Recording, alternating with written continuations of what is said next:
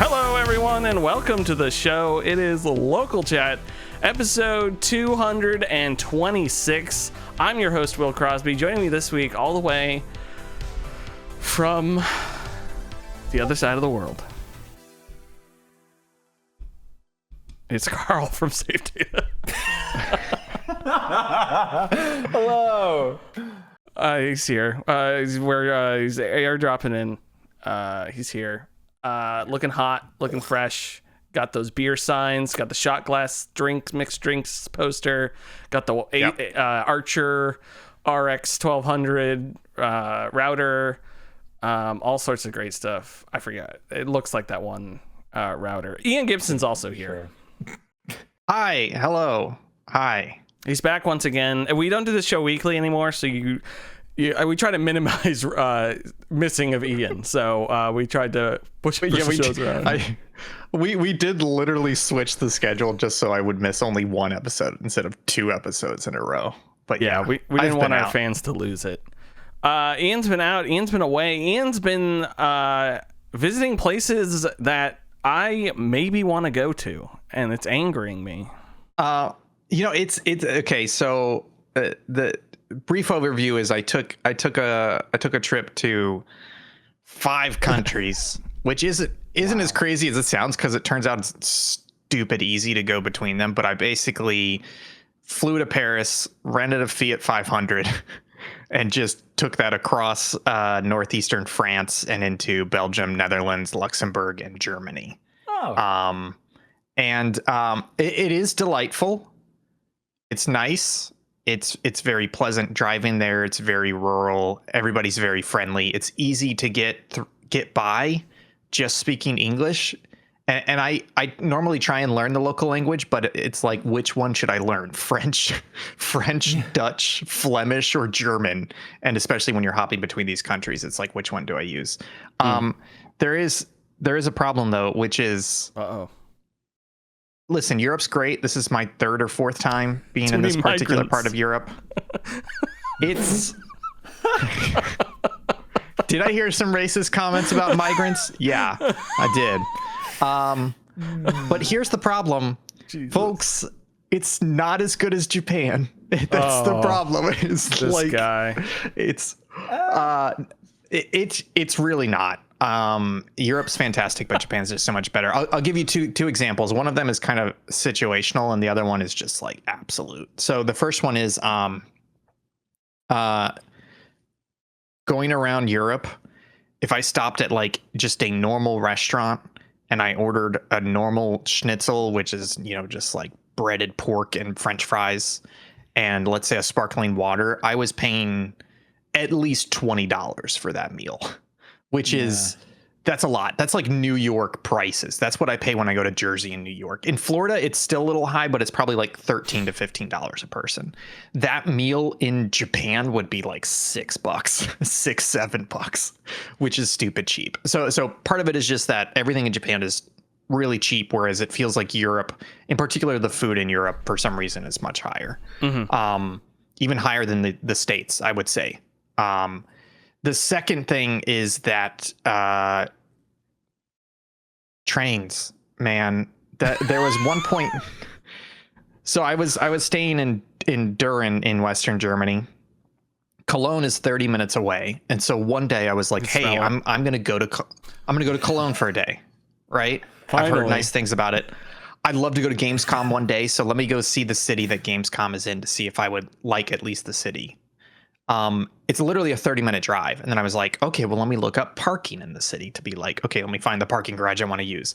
And they're like, hey, you can't drive in the city unless you have like a low emissions green vehicle, I think is what they call it. And I was like, oh, okay, well, I'm driving a Fiat 500 hybrid, which I think is like stupid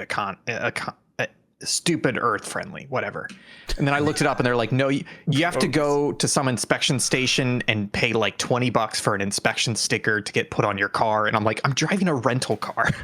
Like I literally can't take this economy friendly car into the city unless I go to somebody to get a $20 sticker to put on there, and it's a fucking rental car, right? So it's like, I'm not going to pay that money. And then I'm like, okay, I'll just take the train. And it's like, well, the train comes once an hour from this rural train station 30 minutes away, and like it's confusing, and you got to like pre-order tickets online, all this shit. I'm just like, if this is fucking Japan, right? Like I would just hop on a train, it would come every 5 minutes, and it would be $4 to go there. So fantastic trip, but just because you brought it up, Will, it is like it's a little hard to enjoy it's literally hard to enjoy any non-Japan country now because of how fucking great Japan is. So hey, you should go to Germany and France one day, Will, but you should go to Japan first. Highly recommend it. When are we going to Japan? I would have if whenever you want to go. I'll go to Japan. Let's do it. Yeah, so I did go to Waterloo. Yes. Waterloo is fucking great. Will, what's Waterloo? Well, actually, funny enough, before I explain what Waterloo is, I said to Karen, oh, Ian went to Waterloo today. I was like, oh, that's so awesome. She's like, that's so cool. She's like, where's Waterloo? And I go, no idea. I was like, oh, really? You didn't know where it was? Yeah, like that's fair. I mean, where was it at the time, or where is it today? No, Waterloo is the site of. I think it's both. I think it is both as well. In Belgium, I learned, is where Waterloo is. What? No, but that's a good question. Did Belgium exist back then? It was maybe not. Was it part of Prussia? It's probably. I don't know. Anyways, it's the site where Wellington famously defeated Napoleon and after the 100 days second exile for the final time. Yeah, for the final time. So yeah, it was great to go there because to bring it back to video games, I don't want to say the first time I was introduced to Waterloo, but like the first time I thought about Waterloo beyond like just hearing the name was playing Napoleon Total War and playing Waterloo there. So it's been one of those things where I have not explicitly read about the battle and like heavily researched it, but it's like I knew of it from Total War game, and then I knew of it from the Napoleon movie, and then I know it from Wikipedia looking it up occasionally. Now that Will's been getting into Napoleon, and by osmosis that means I know a little bit more about Napoleon. Mm-hmm. And then I watched the Sharp episode of Waterloo recently, and so I knew enough to go there, and they've got a decent museum and some nice monuments, but to go there and be like, oh yeah, this is that farmhouse, like where they like held off, and it's like, and it's still there, and they've got the gate and everything, and you're just like, this is fucking crazy. So it was great. It was really cool going to Waterloo. I recommend it if you're a Napoleon fan, but also it's just in Belgium, and Belgium is fantastic, and it's fun to drive to. You pretty much have to drive to it, but it's easy to drive over there. So it's like a good excuse for a road trip. In Belgium is go to Waterloo. When are you going to Waterloo? After Japan. After Japan, I will be going to Waterloo. No, I'm really excited because I was just looking up stuff about it a bit ago, and like how crucial that farmhouse was, and Napoleon's vantage point, he couldn't see it, and so he didn't know what was going on there, and there was all these like little factors that led to that whole battle just not going his way. And it's still like that nowadays, because I didn't see it from Napoleon's perspective. Where I was more the Allied side where Wellington was. That's like where like the main viewing point for the Central Museum and everything was. But it really is like you've got sprawling hills. There's like 3 other farmhouses where there was fighting, but you can like see those. And then you look to your right, and there's just this like heavy copse of trees where there was even more trees there back then, and you can't see it. Like you can't even see the farm there, but you know it's there, and it's not until you take the route around. So it really is like a blind spot for both sides, this farm, but it's also in a critical spot. So it's neat. We should do I would love to do a Napoleon European road trip where we like go and hit like that in Austerlitz, go and to like Moscow, all the major burn battle it. sites. That'd be awesome. Hell yeah, brother. Pixelate not to belabor the Waterloo talk, but I went to the bookstore the other week, and I bought the Napoleon or the Waterloo roll call, which is all of the people involved on the British 7th Coalition side. And it's like all the people, little biographies about the people. I I think the only thing it's missing is enlisted men. It's just officers and up. But it'll be like, this guy, he did this in the battle. He got promoted to this. This is when he died. This is who he left behind. Blah, blah, blah. Nice. And like all that shit through the whole thing. And it's super fascinating. And even like, hey, this guy wasn't part of it, but he fought in the battle. So he earned this rank in the military when he joined. Or like, here are the heroes. And at the very end, this book came out in 1907. Something like that, and it was republished in the 70s is the copy I have. It's like the second or third edition, and at the back of it is an interview with the little girl whose farmhouse was there, and she was 103 years old. Oh my god. And like stood up at the end of the interview and like sang like a Napoleon tune or something because they all loved him. Jeez. And like had all this stuff about it, and I was just like, holy shit. This 103-year-old woman being interviewed about it. It's like and that book was published 22 years ago. So now it's like on top of it. I'm reading someone's account, 321 first person account, 300, 200, whatever. There's a math portion of this that I can't quite figure out, but someday we'll get there. It's 220. 210. Because I think it was 1815 was the battle. 1815. Yeah. 210. Right. Yeah. We'll go with that. Yeah, I want to learn more about Napoleonic Wars because it's fascinating. Just a brief aside here, but going through the museum, and I didn't realize so much about how Napoleon's son then led to the Franco-Prussian War in like the 1850s or 1860s, which helped with the unification of Germany after that, but also set a lot of the alliances for World War I. And the end of World War I and the Versailles Treaty then led to World War II, basically. So it's one of those things where it's like and there is a and Antifa. Yeah, so there's like a through line from Napoleon all the way to World War II, which was interesting to see because that was the purpose of my trip was World War II. I was like, how can we get this started again? It was the greatest generation. We got to bring it back. No. Hey, they're trying to bring it back. I don't know if you've noticed. They're trying to bring it back. No, so basically the background is that my grandfather fought in World War II. He was a machine gunner on an M10 tank destroyer, and he was involved in the Battle of the Bulge, but also the battles of the Hurtgen Forest. And tell him which side. The good side. I've got a little story about that. Just remind me. We'll come back to it. Okay. So basically, the Hurtgen Forest battles were the American Allied forces entered Germany in late 1944. So between September and December, there were very intense fighting between the Americans and the Germans inside Germany, northwest Germany. And this was kind of a prelude to the Battle of the Bulge. But essentially, the problem was that the Americans chased the Germans all the way across France and Belgium and then into Germany. But as soon as they got into Germany, they hit the Siegfried Line or the West Wall, which were all these prepared pillboxes and defenses. But the other thing they hit fortified, I want to say fortified, but just like heavy forest fighting, which the Germans were well prepared for and well practiced because they did a lot of that on the Eastern Front. And the Americans and the Allies were not prepared for.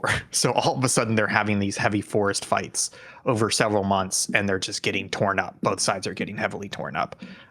So that was something my father was involved in. My grandfather was involved in. And my dad has been researching that for years. And he became friends with some people who host a conference every October. They've been doing it for 11 years now. My parents have gone to 8 years of them.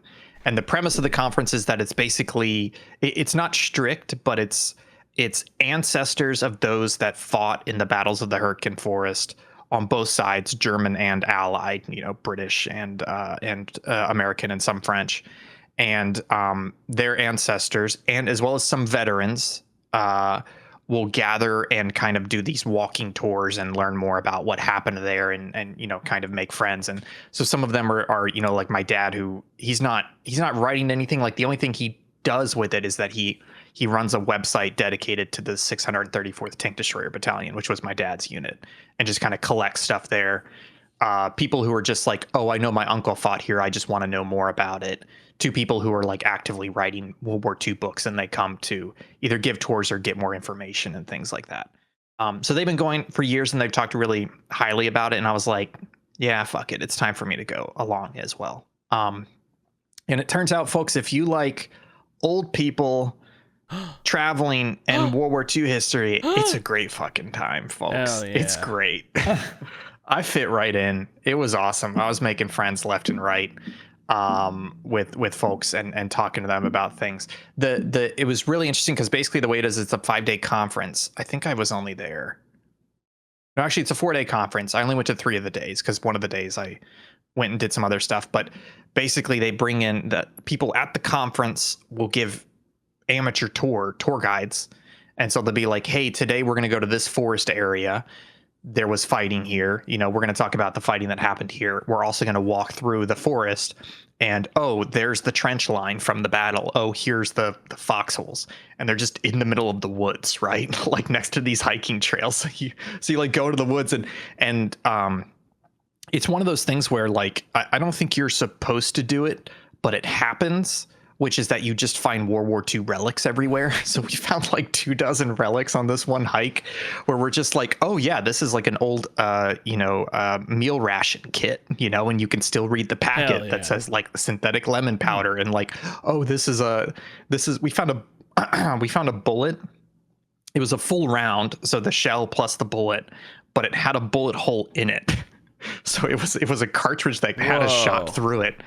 Yeah, and we were finding like rusted artillery reamers, like a metal rod to ream mortar rounds. We were finding that. So we found a whole bunch of relics and stuff that had never been found before. And you're not supposed to take them home or really do anything with them, but it's one of those things where if you're walking around the foxholes, you're going to find them. And the terrain's beautiful. It actually, it reminds me a lot of Arma Reforger, which makes sense because Reforger, I believe Reforger is a military term for the Cold War, which meant return of forces to Germany, which was basically the scenario of the Cold War goes hot, we're going to have hostilities in Germany. And so Arma Reforger, their maps are based on like pseudo Germany, basically. And so the terrain is just like Germany, where you've got these little villages of like a dozen buildings, and then roads, and then pockets of like open field, and then forest. So it's a lot like that. And it was crazy running around there. I'll just give one example of a really good tour and why it was nice going to this conference as opposed to just going to the place.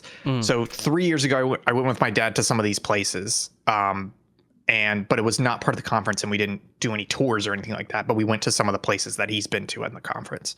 So one of the places is Hill 400. Does that ring a bell with you guys? Hill 400. It's been a video game level in like Hell Let Loose, and I think it was in one of the Call of Duties previously. Usually in most World War II games, I feel like a version of it at least.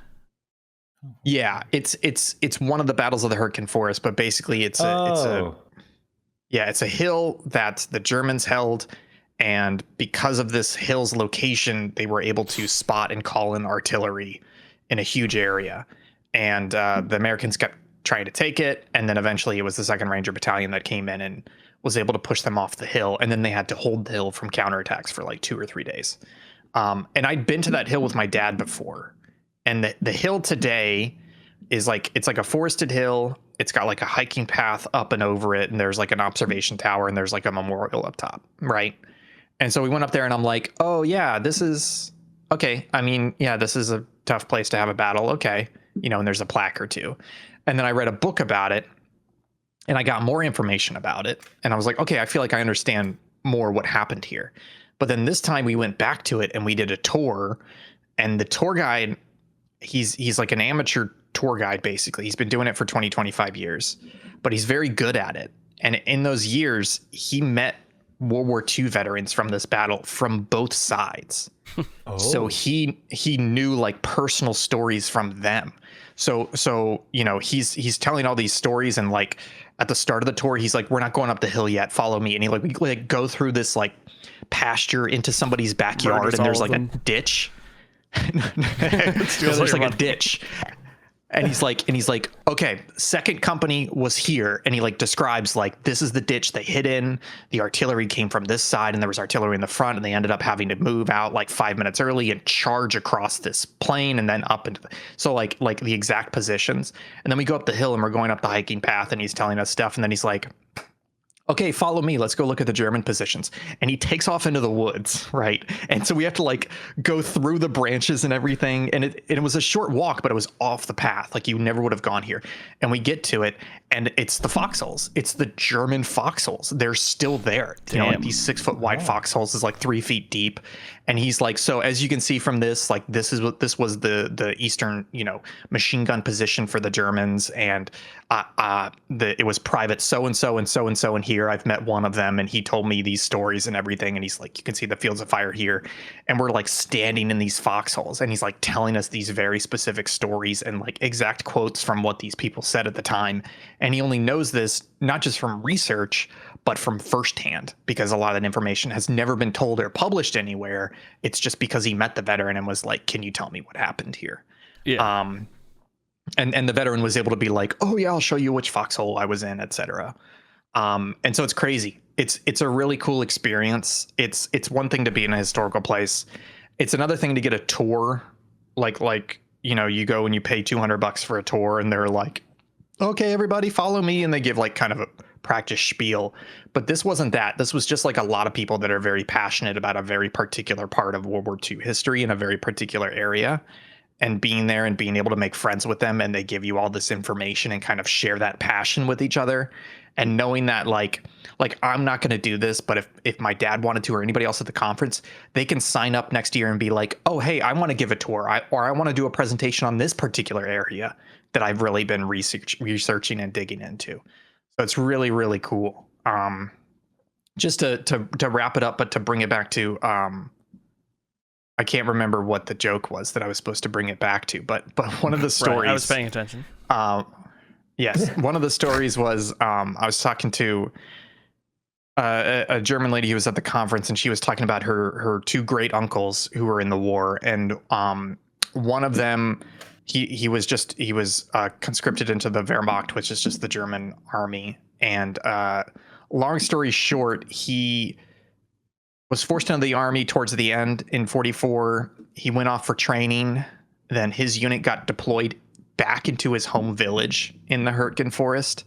And then when the Americans started coming towards the village, his squad lead was like, hey, we have to go take this townhouse, this farmhouse on the edges of town, because it's a good tactical position, but also we don't want the Americans to occupy it. And he goes, oh, that's my family house. Like, that's where I was born. That's where my family lived until they like fled.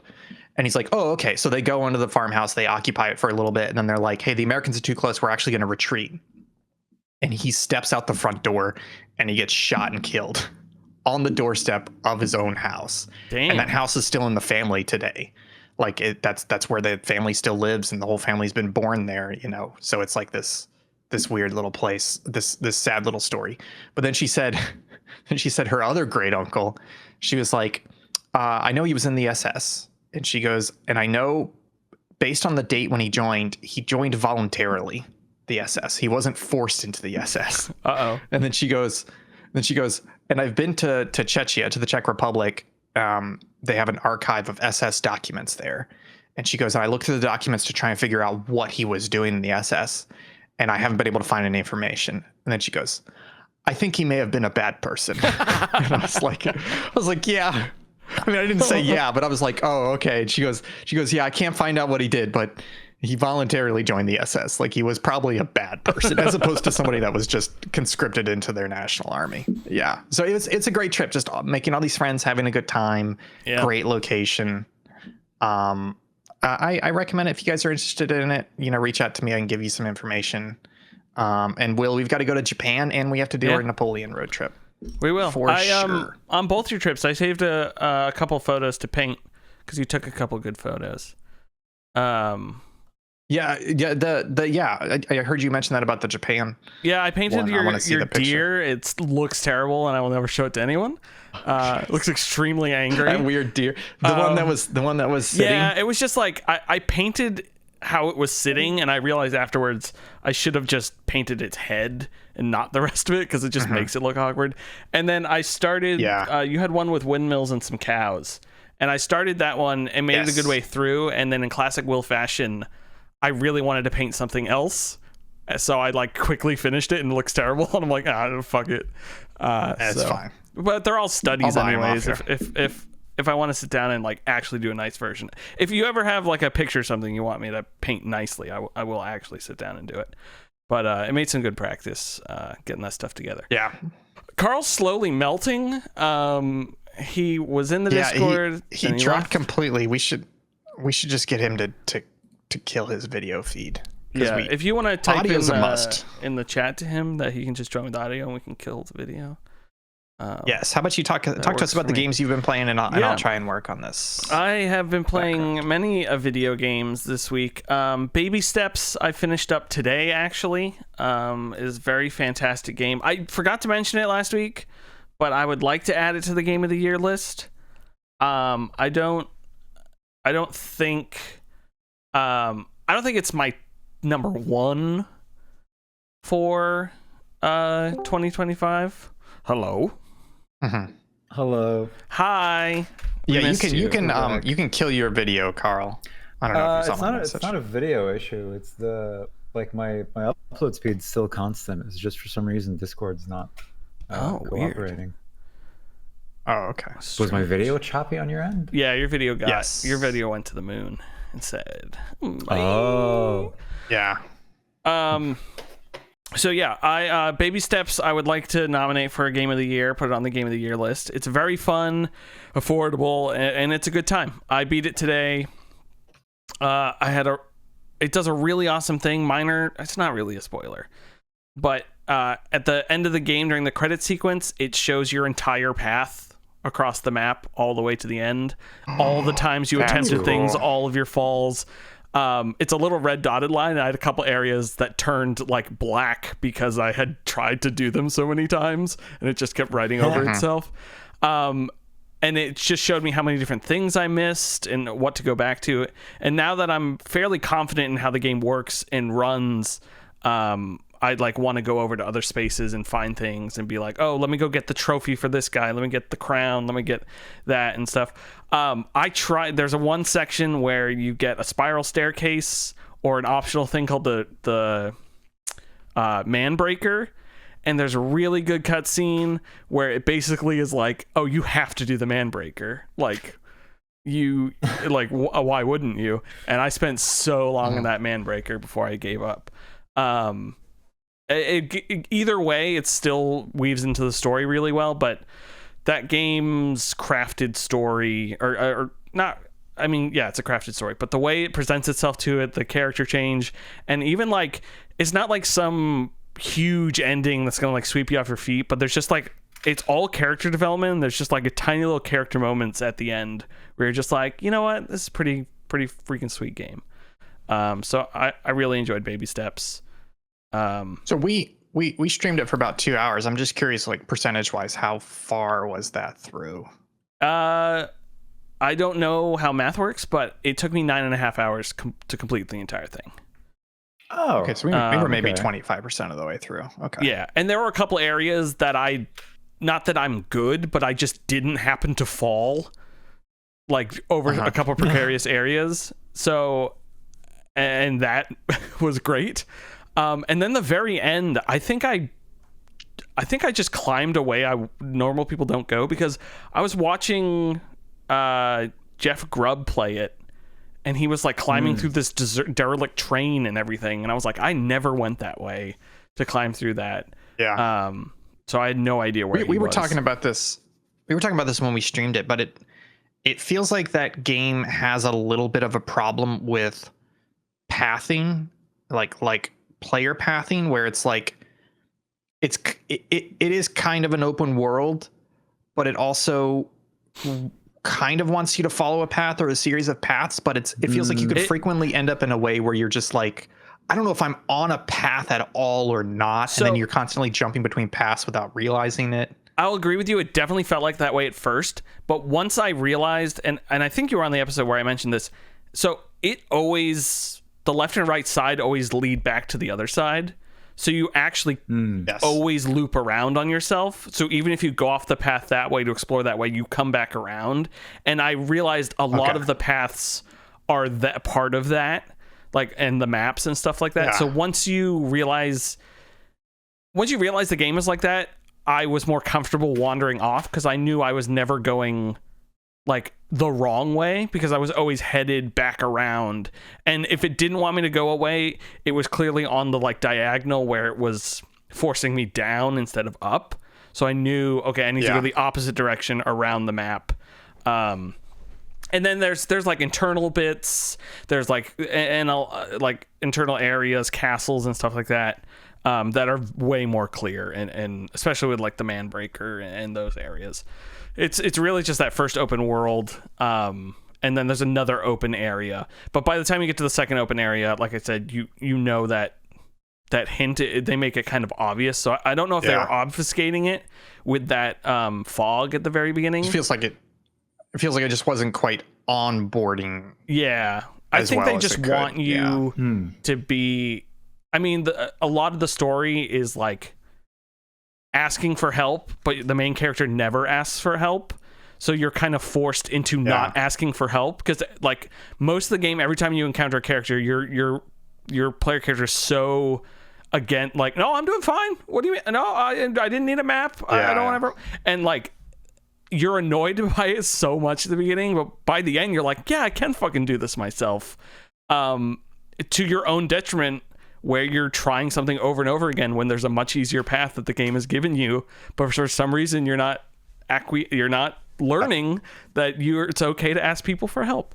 And yeah, so I think it really plays into that, but I'm excited to start it over and just like cook through some areas. I wish I didn't look anything up, but I wish I don't know how to get back to watch the map again, because I would have loved to have recorded it because it was cool to see my whole design. Oh yeah. And I was half expecting to, and I haven't looked anything up, but I was half expecting it to be Dante's map of hell when it loaded up at the end. And I was like, that'd be really funny if it was.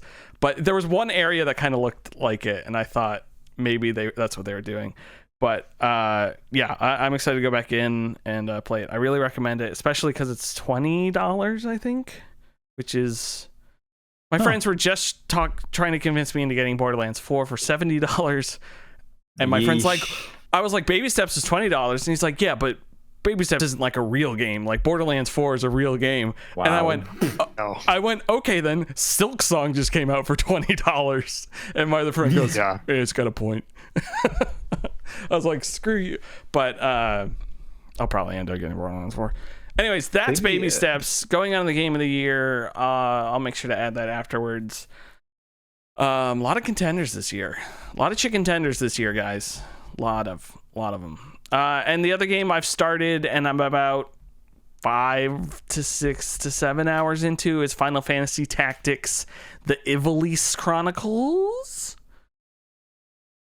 Which is a tactics game. It's a remake that combines the original Final Fantasy Tactics and Final Fantasy Tactics War of the Lions, which was a previous remake, into this now, the Ivalice Chronicles, which is a full remake of this PlayStation 1 video game, tactical Final Fantasy video game. Now, since you're an expert, I can ask you this question. Yes. Is this the same as Final Fantasy Tactics Advance? I believe so. I don't... You're saying in the sense they're both tactics games, or is it the same story? No, it's the same. Is it the same game? I don't know if it's the same game, just made for Game Boy. I think it is. I don't think it is. Final Fantasy Tactics Advance was the only Final Fantasy Tactics I was aware of until literally the other day, listening to I think it was the Nextlander podcast, and they started talking about how this is based on the PS1 game, and I was like, what? The fucking Final Fantasy games are just, it's not the worst, Well, but it's it the is definitely Final one of those Fantasy. series. I don't know if you got that. Yes, for the 20th time, it is the Final It's Fantasy. the Final yeah. Fantasy. You know, they were just numbering them for a while, and it was like, okay, once you got over the weird US Japan numbering thing, it's like, okay, all right, I'm just following the numbers, and then shit, and then See, 10 they should have called it and shit Never Ending got Story. weird.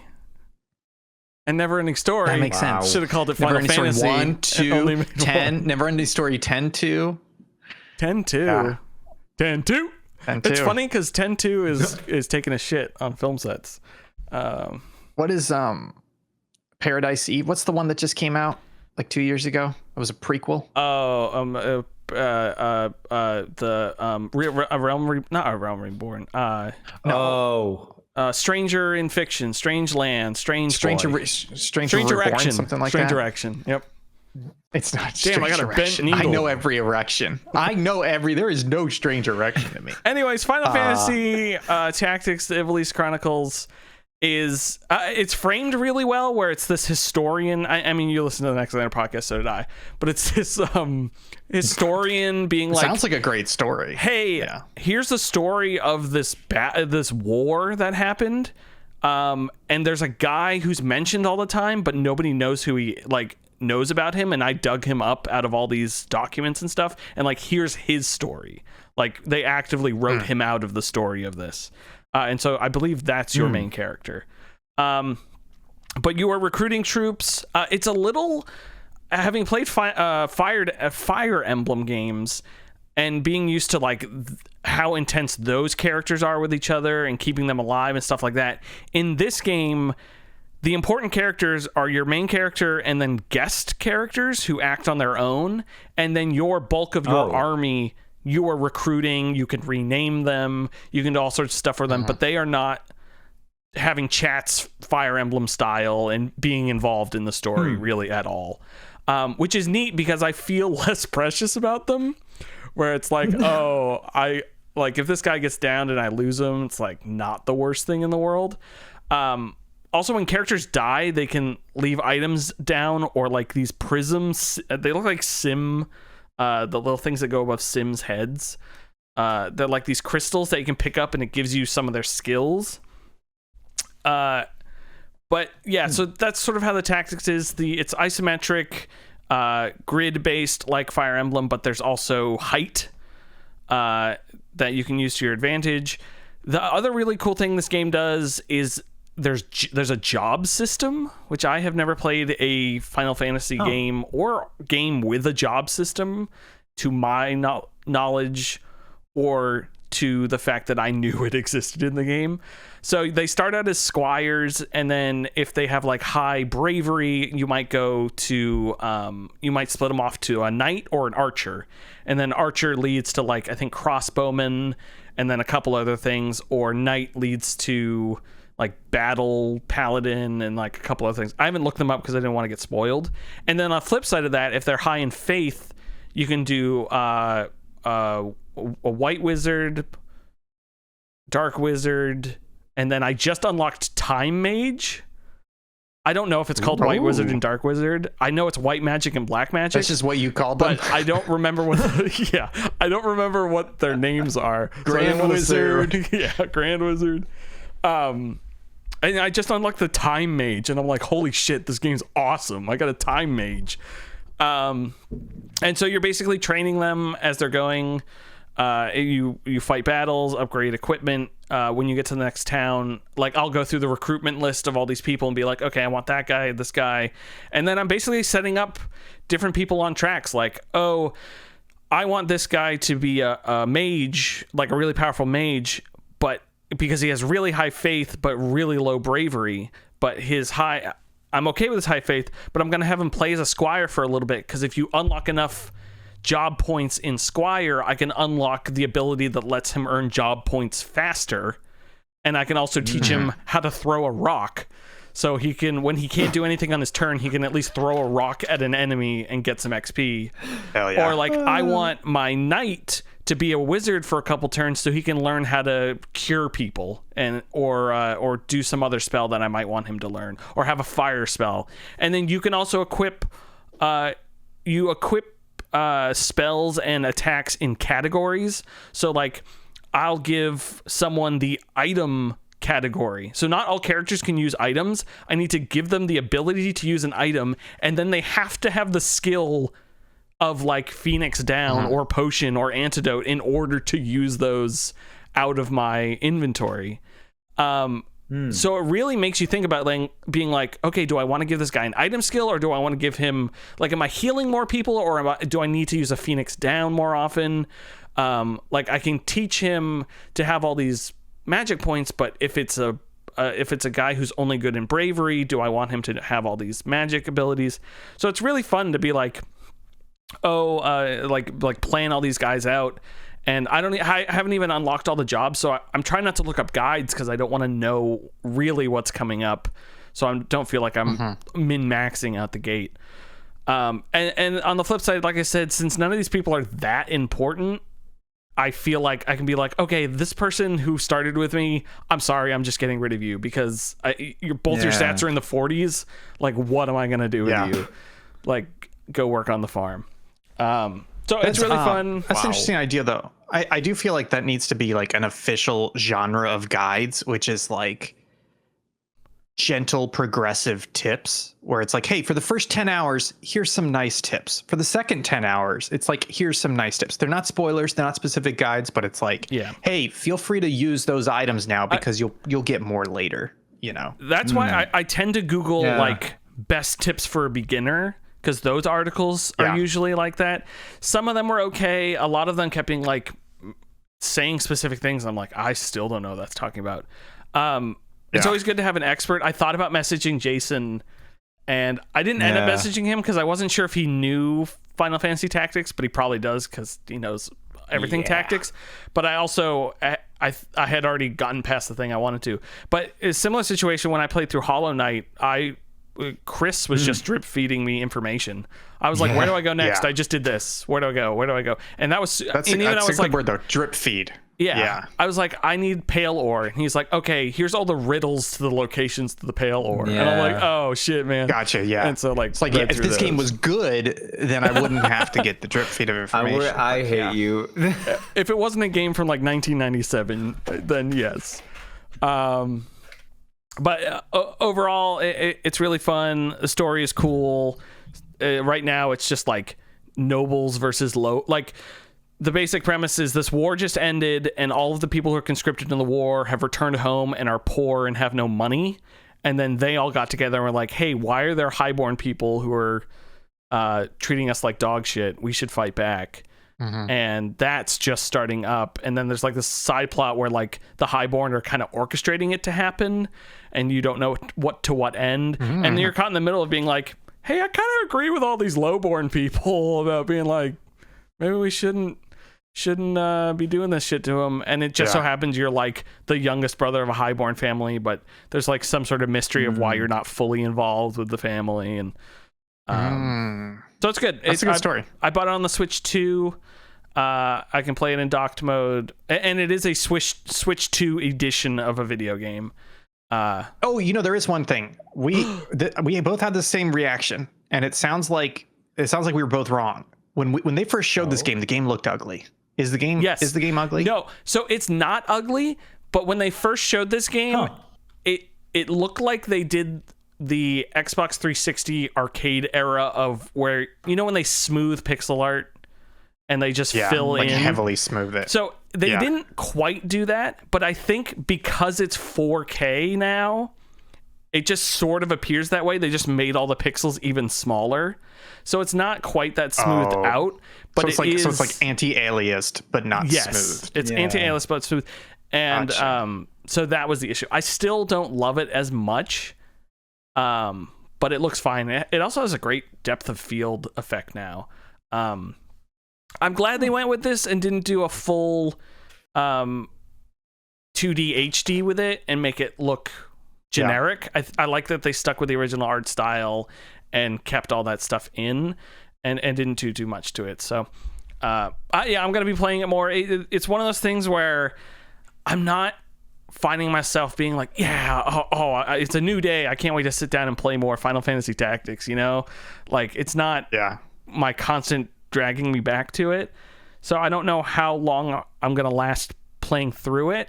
But on the other hand, it is a simple enough game that I can just sit down during a TV show or something and play it, and then pause for story moments and things like that. It's also fully voice acted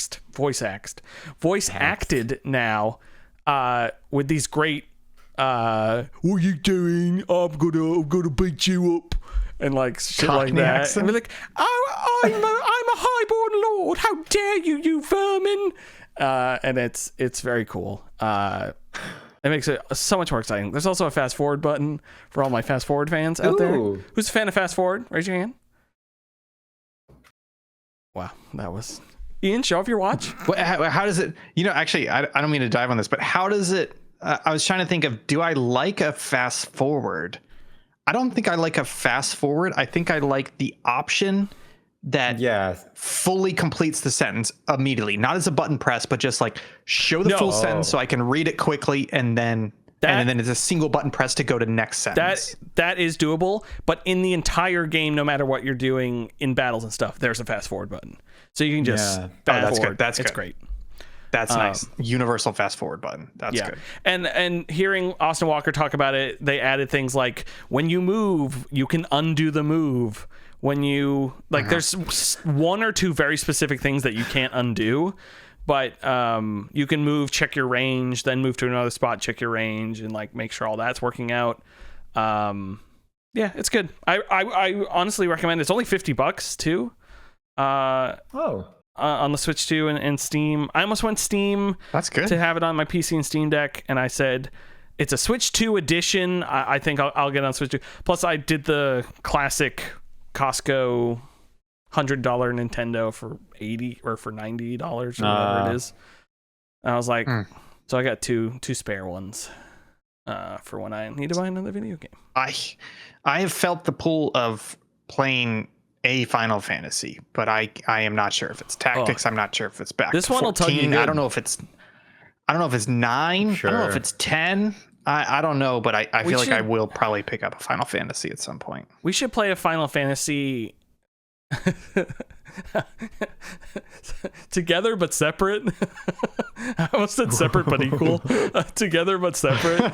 Like we should play through it at the same time so we can always talk about it. Like if we were good at subpixel, fuck you, Karl. We're gonna play a Final Fantasy game at the same time, and we're gonna talk about it. Well, remember when we played 14 together, and it turned out that you were not playing it; you were just mining constantly. Wow. Whoa. 14 is an MMO. That is a completely different situation. Also, there's nothing wrong with mining all the time. Like, what are you talking about? It's an MMO. I know. God, maybe I should go. Yeah, I don't know. I'm in the mood for a JRPG, but I'm not sure. There's because I've barely played them, so there's so many to pick. You could finish Clair Obscure. No, I've played enough of that to not play anymore of it. Oh my god. You could play Metaphor Refantasio. Plus, the other thing was I had the ending of Claire spoiled for me, and I was like, "Oh, that's a cool ending." But now I don't really need to play that. How do you have the ending spoiled for you? How do you even understand the ending? I got halfway through Act 2. I stopped playing, and then I listened to gaming podcasts, and they're like, "Hey, turn it off. We're gonna do spoilers." And I'm like, "Great! I don't have to play the game now to know what the story is." And then I listened to it, and I go, "Hey, that was a great story beat." Now I don't feel any obligation to go through and finish the game. You should just start reading the plots on Wikipedia. Movies holy fuck. Oh, you know what? That does remind me. So I did watch. I watched Assassin's Creed or Wild Wild West. I don't want to hear about it. Oh, fuck you. I was you ruined the joke because I'm going to say the joke now because fuck you. I was going to say I took Air France, and so they had French movies on the plane, and of course the most famous best French movie of all time, 8.5, Assassin's Creed. So I watched that. No, because the thing about a movie is even a bad movie at worst is going to be like 3 hours long. So you just have to put up with 3 hours. But if you're not enjoying a video game, there's zero fucking obligation for you to sit through another dozen plus hours But you weren't just to be like, enjoying Clair Obscur? I don't know. That's crazy. I was. I was. We talked about this. I played it for 10, 12 hours, and then I got to a point where I was like, I don't really like how they are doing the run through the world random encounter thing, and the maps are like semi-confusing, and it's like, I'm not enjoying that part, and I know that's the bulk of the game, so I've enjoyed this game. I feel no obligation to finish it. There is no obligation to finish games if you're not fully enjoying them. Even if you're fully enjoying them. I just think it's an insult to the people who made the game. No, it's not. It's like ice cream, right? It's like ice cream. If you open a carton of ice cream and you take 2 scoops and you eat it, is that insulting to the people that made the ice cream? No, That's not. You can put the ice But you're cream gonna back. finish the ice cream. Yeah. You may not. Your family may finish the rest of it. But You may only have a scoop of the ice No cream. one's finishing a video It game doesn't for matter. you. It's the same as a meal. It's the same as a meal. Let's say you go to a fantastic restaurant, you have a my great God. meal, but you get full halfway through the meal. You don't have to finish the meal. It's not you bring it insulting to home. not finish the meal. But It doesn't mean that you didn't have the meal because you didn't finish it, all of it. You are under no obligation to completely finish a video game, regardless of how you feel. Yeah, but if about you're it. really enjoying a movie and then you don't finish it, Yeah. that seems wrong. See, yeah, crazy. because the movie's very short, right? It's very short. If I finish Clair Obscur, that's another 20 hours of a game where I feel like, hey, I understand what this game is. I've gotten my enjoyment out of the game, especially now that I know where the story goes. It's like there's no obligation for me to play another 20 hours. This guy's gonna climb a hill and be like, I could do Everest, but I know what it's gonna be like. I'm gonna have to climb a bunch and wait in line to get to the peak. But that's the thing. But that's the point is, if I don't have that drive, if I don't feel that absolute desire or hunger or need to do all of it, why do it? There's know nothing what you wrong with mean. not finishing video games. Yeah. There's nothing No, wrong I with didn't not say finishing there's video nothing games. wrong with it. But I just That's what feel you're like implying. I don't know. That's what you're implying. No, I'm not I'm sorry, I implying have to that. stay on this hill just because I'm a strong believer in it is totally fine to play a game as long as you want to, as you're getting enjoyment out of it, and then stop playing the game. You are under no obligation to finish the game, and if you don't finish the game, it doesn't mean it's an insult to the game. It doesn't mean you didn't play the game at all. It doesn't mean you're a bad gamer. You are more than welcome to stop playing a game. I know. I'm trying to think of where I find the issue, and it's somewhere between enjoying a game and then stopping because you enjoy the game but you don't want to play it anymore. I don't know. There's something there. Because I know I'm not going. I think it's part of it's me. It's me saying like, I have gotten my enjoyment out of this, and I know if I continue to play it, the enjoyment is going to lessen, and it's going to become a pain. It's going to become boring. It's going to become a chore. And so I am stopping right before I hit that point because I don't want half of the game to be amazing and then the other half of it to be like, this was amazing, but now it's a slog to finish it. And it's not necessarily because the game is a slog. It's because it feels like a slog to me. It's like, again, go back to a meal, right? A meal may be fantastic. You eat half of it. It's fantastic. The second half, if you're struggling to eat every bite, why do that? It's just not, it's not worth it. I think it's mostly like if you talked about it and you were like, oh, this game's amazing. I love it. But I didn't finish it though. I'd be like, oh, okay. Something's wrong with this game. Like it's not a good game. And there are cases where I do that. Yeah. There are plenty of cases where there's I'm something not saying wrong with the you're game. wrong. It's just like I have a hard time parsing what I'm thinking of it in my head. But I Just think like- part of it is, and this is not to be accusatory towards you, but I do think part of it is there is still a toxic masculinity / competitive / gamesmanship aspect of video games where it's like video games are not art. They are a challenge. They are a game. You have to beat the game, right? Like you have to get good. But I think it doesn't count as playing the game unless you overcome that challenge of the game. And it's like, no, I don't view games like that. Games are art, and part of that aesthetic experience is a challenge and player agency, but the sole purpose is not to beat it. It is to it's hard, like- experience it. Yeah. I think that's the part I'm having trouble with because I would say someone who finished the game played the game. I would say someone who didn't finish the game didn't. And the problem is play. I wouldn't say they didn't play the game, but it's like I'd rather talk think to it someone depends on who ratio. finished and beat the game and didn't like it than someone who played a bit of it and liked it.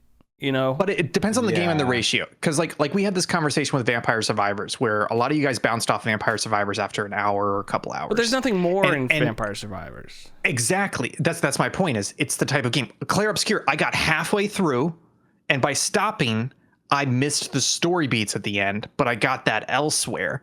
So I think I can still say, hey, I didn't beat the game. I didn't finish the game, but I played the game. I know what Clair Obscur is. I know what it feels like to play that game. But I think getting something story elsewhere isn't getting the story of the game in a way that you would have enjoyed. I agree. But my point is that I have played Clair Obscur, and I can say that because I have experienced enough of it to know what that game is, to know what it feels like, etc. I think I have. Anyways. It's a longer discussion for some other time. I know this is not what you guys are saying, but I have to defend myself a little bit, because that is a big part of the game sphere. Is like, oh, you didn't beat the game, therefore you're not eligible for conversation. It's like, no, you're under no obligation. Especially some of these fucking games like Assassin's Creed games where they're like 100 hours for the main story. I'm talking to the audience here. You're under no obligation to finish a game. It's totally okay to put a game down. The problem is, if I was putting a panel together of people who played Clair Obscur, you would not be on it because you didn't finish the game. Yeah, that's fair. Yeah. That's fair. And same with like any other video game. Like, I would be like, oh, you didn't finish it. I would disagree on that. I mean, any other video game that you need Survivors. But I still have like 15 hours in it.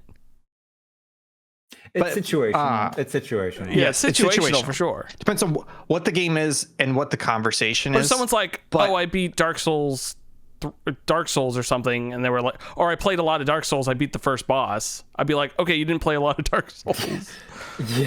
Yeah. Yeah, again, situational. Yeah. Okay. Yeah. Speaking of situational, Karl, you're playing Silksong. Did you beat Hollow Knight? I did. Oh man, so did I. Speaking of beating video games. Wow. Did you though? Okay. Did I though? Did I get the true ending? Here we go. Here's this conversation. Okay. Man, the credits rolled. That means I beat the game. I don't fucking care if this is a spoiler. I heard in Silksong the credits roll before Act 3. Yeah, that's how Hollow Knight works. Act 1. That's fucking dumb. Don't call it an act then. No, call it an epilogue. Act 2 is the normal ending where if you want to just beat the game without doing everything, you just end it on Act 2. So then Act 3 should be called epilogue. No, because it's still like the full ending. So if you want to actually get the full experience, you do the full ending, which is Act 3. But if you just want to like end your stay with the game, you do Act 2. If you want to roll like credits, it's like I can't decide if that's pretentious or just dumb. I mean, it is an ending. I feel like it's fine. I mean, in the first Hollow Knight, it's not called acts. It's just you can either finish the game or do the full thing. See, that's fine. That's fine in Hollow Knight. My problem is in Silksong, and correct me if I'm wrong. My understanding is it says Act 1, Act 2, credits, Act 3. That's dumb. It should either be credits epilogue or it should be Act 3 credits. Like that doesn't make sense. I have a lot of issues with the game, to be fair, so I don't even want to fight. Damn. Oh, he hates it. 2 out of 10, folks. You heard it here first. I know. I mean, hey, segue. So Silksong, it's the thing. Duck. It's the thing where I played Hollow Knight for the first time like a few months ago. It's one of those games where when it came out, I was like, that's interesting. Didn't touch it. It was like 2017. I wasn't playing Metroidvanias at the time. I had like fizzled out on them. I had played a bunch of like Aria of Sorrow and like Metroid games and shit. So I was like, I don't really want to go through that right now. And so with the whole Silksong hype and jokes and blah blah blah, and it's in the spheres, I was like, might as well just try Hollow Knight. So I did, and I can fully say that Hollow Knight is one of my favorite games of all time. At this current point in life, the way I view my opinions on games is very simple. It's not complicated. It's what emotions does the game make me feel after I finish it, and what do I feel? It's just pure raw, unprotected. It's just I don't try to like exactly. You can still get pregnant for the pregame. So no, you can't. I have to call my doctor. So that's I don't do criteria based thing. Anyway, So I was like, okay, let's see what Silksong's about. So I hop into Silksong, and I'm not gonna spoil anything, but like so far I'm in Act 2 towards the. I think I like literally like Pre-credits. 10 minutes before hopping into this call, I Pre-credits. was like finishing up Act 2. Hell yeah. But my thing with Silksong is this: they took Hollow Knight and they were like, okay, how do we make this better? And that's literally why the game took 7 years. They were having fun making the game better, which I have issues with the whole marketing thing of that game, but we're not going to talk about that. Act 1 was fine for me. It's like, okay, at first I was like, oh, this is smooth, this is nice, oh, the improvement, oh, the music, the characters, the visuals, wow. And then I started being like, oh, we're just amping the difficulty for no foreseeable reason. Sure, I mean, I can get the plot reason, but like, we're doing this. I guess every enemy can do double damage. That's fine. Not every enemy, but just real most quick. enemies. Yeah. Double damage. Are you talking about flat across in general, or is it something happened in the story or game and now it's double damage? So the plot reason is Hornet is like at a weaker state at that point, so that's why you need to feel weaker. Oh. But like I'm at a point in my life where I just want I don't want to like if I'm playing God of War, I don't want to like every time I get a punch to get a real cut in real life. You know, like I just want to play the game. I don't need to go to the toilet to take shit in the game. I just want to like have fun. But unless I'm playing like a game that's specifically tailored for that experience. Abiotic But factor. in real, no, never say that again. I never played that game. Don't know why I just shit on it. It's great. But Silksong is the thing where my perception of it so far is it did a lot of really good things. And it's also done a lot of bad things. And the bad things, from my view, is them trying to change things from Hollow Knight. Mhm. And it's the thing where if something's, I don't like the if it ain't broke, don't fix it. Because sometimes you can make something better even if it works fine. But in Hollow Knight's scenario, there's certain things where like they were fucking great. I don't know why we tried to add things to them. Like if you have a great fridge, I don't know why I'm using this as an example, but you have this fantastic fridge, never had an issue with it, and now you're suddenly like, let me rip off the door and try to add a screen to it, and the screen's glitchy, but I just added a new feature to the fridge. It's like, okay, but why do I need the screen on the fridge? In comes like this the fetch quests in Silksong. I don't know if either of you have played Silksong, but there's Not yet. there's fetch quests. They add fetch quests to the game, and I'm like, okay, I don't like this. But the fetch quests come in two parts. The parts that are very good and that push the plot, like side plots forward, and like you suddenly care about the characters around you, and you slow down a little bit. You stop like rushing through everything, and you take in everything around you. Great, fantastic. Then there's the fetch quests that are just annoying, and it's like, is it worth getting 25 bits of cloth from a bird enemy that's annoying to kill to just get this side quest? The answer is no, and I'm not doing that ever. It's one of those things where like they do a lot of good things. That most of the bosses that I've fought so far, I'm like, wow, this boss fight's going on for way too long. When I talked to Chris about it, he was like, you just have to be more aggro. I'm like, but I didn't have that issue with Hollow Knight. Like, I don't see how this is a thing. I love Hollow Knight. Silksong I have a lot of mixed emotions about, because it's like, it's a good game. This is probably just me having issues with the game, but it's a good game. I can see the goodness of the game, but I also have a lot of issues with it, and I'm like, I don't know. So it's a mixed bag. Yeah, I can Is see the that. short answer. Yeah, hearing a lot of people talk about it, it feels like this is a game for masochists. Like genuinely, like this is a game that is deliberately punishing, and people want to play this because they enjoy overcoming that punishment and ultimately beating the challenge. And that's not what I like about playing games. Like, that's not for me at all. Yes, but also no, because it's the thing where it is a game that is deliberately punishing you, which I'm like, the way they do it here, I'm just not a fan of, because like it's not funny. It's literally just Team Cherry being like, let's just do this. And it's like, there's no enjoyment in this. There's no like, I don't like this. It's a game for masochists, yeah. But at the same time, it's like, I'm pushing through it for two reasons. the main reason is I love the first game so much, and I'm paying it homage in a sense. The second reason is every time I'm like, fuck, I hate everything about this. Something good happens after that where I'm like, okay, I'm enjoying this. And I just kind of That's masochism, baby. You're finding pleasure in the pain. It is. Yeah, it is. That's and the thing. like, yeah, but like it's so funny. It's so many. No, it's so funny just hearing you say that you don't have time for this bullshit, because it's like yeah, that's always been my mentality, but I think it's also part of, as gamers get older, they tend to have less patience and they have less time for video games. And so it's one of those things where, was it Bloodborne that there was the controversy of there was no pause button in Bloodborne? It was one of the Soulsborne games where like you could not pause the game.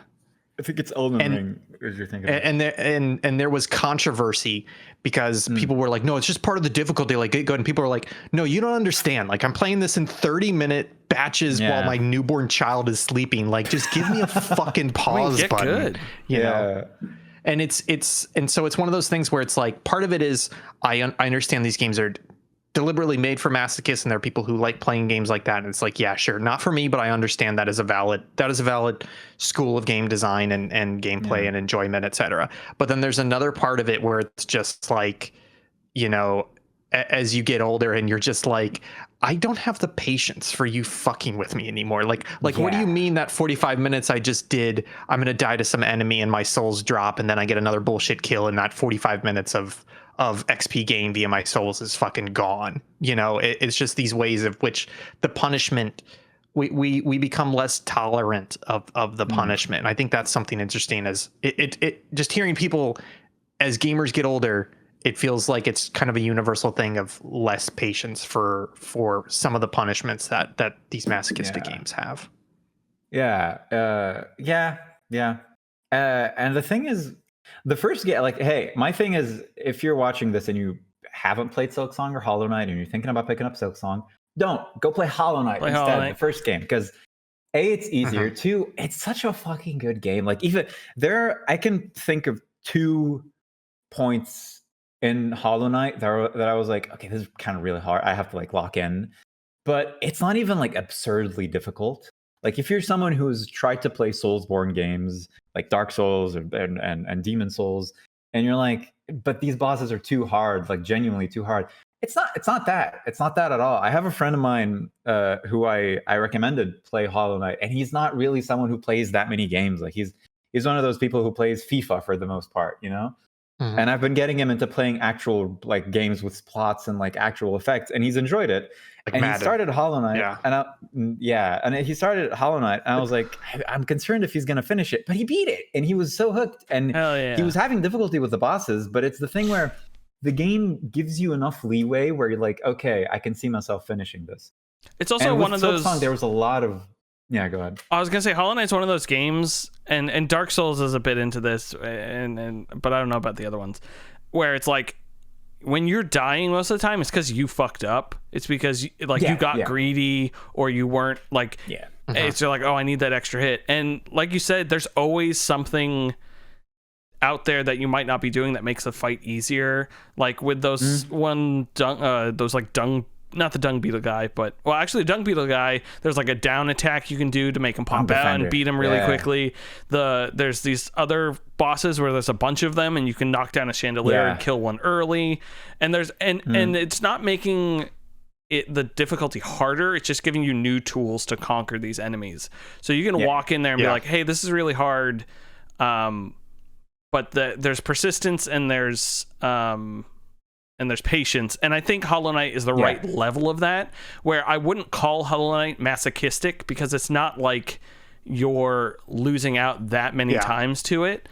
You can like eventually get through it, and the only time I had trouble with Hollow Knight is because that entire stream I did with Chris, there was a lag, significant input lag, and I died the whole time.